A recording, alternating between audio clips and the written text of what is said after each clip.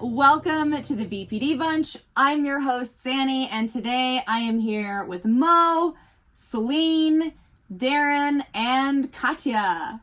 We're continuing our conversation on BPD and splitting. Most of the time when we think about splitting, we're thinking about it in the context of interpersonal relationships. But today we're going to swap it up. Do you ever split on yourself? Yes. Oh, yeah. I can give an example of when I was quite unwell. I would, especially when I was feeling like I wanted to self-harm or I had already self-harmed, is that I would repeat out loud often that I didn't deserve blood, and that I didn't deserve food, I didn't deserve life. And I fully believed that at the time, but I wouldn't always believe that. And I certainly don't believe that now. So it would be the self-harm was going into a form of self-hatred, which for me comes from toxic shame, which is often triggered by criticism, because really I feel that about myself anyway, which comes from my own childhood experiences. And I can go very quickly to hating myself, especially when it comes to my body and my eating disorder, past behaviors. Just yesterday, I was trying to change to go out and I suddenly felt sick. And I didn't want to look at myself. I didn't want to wear any clothes. I just didn't feel comfortable in my body. And I felt this intense hatred towards myself, which is rare these days as I've become more recovered. But I do definitely go through periods of intense hate for myself, and then just love and acceptance and validation, and then hate. Yeah, I often feel I've got an internal sort of monologue which is constantly criticising and hating upon myself. And occasionally, I only really become conscious of it when occasionally I do let slip and say it out publicly and someone's there and they go, "What the hell are you saying to yourself?" You know, whoa, you can't say that. And you're like, oh, then you suddenly realise, actually, yeah, it's probably not a good thing. And it's no wonder you feel like shit, because you're telling yourself you're that all the time. You're hating on yourself all the time. And it's only, I think, when you extend put that externally to somebody, is sort of you realize how bad it is sometimes. It becomes less common these days, but yeah, I mean, I can still find myself in private quite a lot of splitting on myself, and that's sort of a lonely place to be in. I don't split on myself that much, but when I was younger, for the most part, it was self-hate and stuff like that.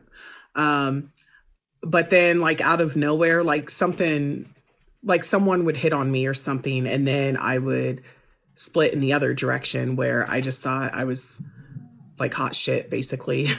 And I was conceited and full of myself. But for the most part, when I split, it's more of a self-hate type of thing. I don't think that I split on myself that often. It does happen.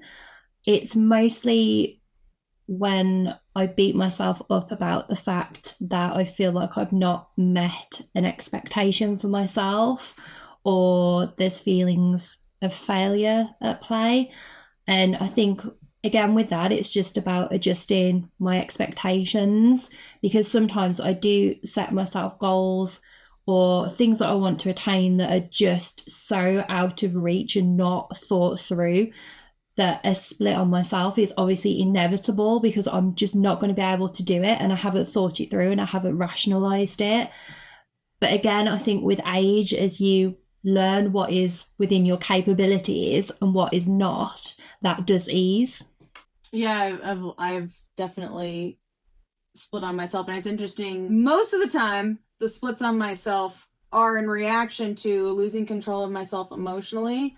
But I also have an extremely low frustration tolerance and a high level of perfectionism. If I'm working on an art project and I keep hitting a roadblock over and over and over again, I both split on myself and the project. I'm like, I am horrible at this. This is just a disaster. And then I'll this is a nightmare, and I'll just tear something. I've torn dresses apart and started from the beginning, because I was just so frustrated with myself for not being able to create what I had envisioned in my mind.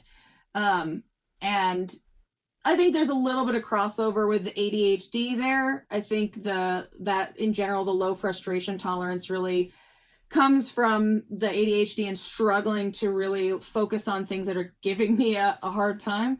But definitely I feel like the negative split part of the self-hatred and it's for me a very BPD experience. But I have that a lot from interactions with people where for a moment I'll feel so justified in being angry at them, but then I'm like, you stupid bleep, like how could you say that? Like what's wrong with you? Like you should be better at than this. And yeah, in a public forum where you think you've let yourself down or you've sort of not given the best example of yourself. Yeah. Thank you everyone so much for watching. We hope you got a nugget of wisdom to take with you on your journey. Please make sure to like, subscribe, and turn on your notifications so that you do not miss a single episode. So we will see you next time.